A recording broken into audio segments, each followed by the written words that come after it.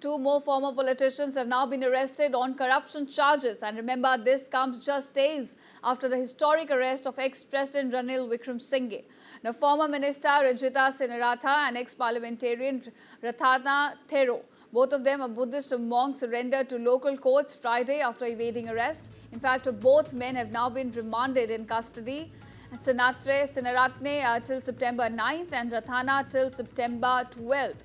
Authorities in this case say that Rathana is tied to the alleged 2020 kidnapping of another monk, accused of forcing him to sign documents that would hand Rathana a seat in parliament. Now, these arrests follow the August 22nd jailing of Wickremesinghe. Remember, the first former head of state in Sri Lanka's history to be taken into custody, facing charges of misusing public funds. In fact, the message from Sri Lanka's judiciary at this point is very clear, that no one is above the law. If you engage in corruption, if you engage in criminal activities, law will come to you.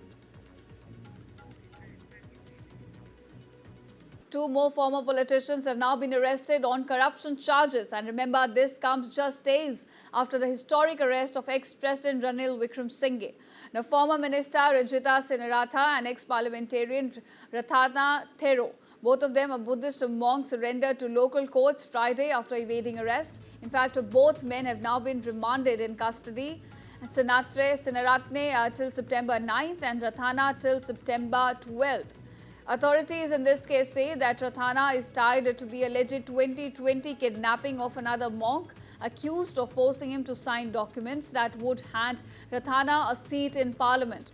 Now, these arrests follow the August 22nd jailing of Wickremesinghe. Remember, the first former head of state in Sri Lanka's history to be taken into custody, facing charges of misusing public funds. In fact, the message from Sri Lanka's judiciary at this point is very clear, that no one is above the law. If you engage in corruption, if you engage in criminal activities, law will come to you.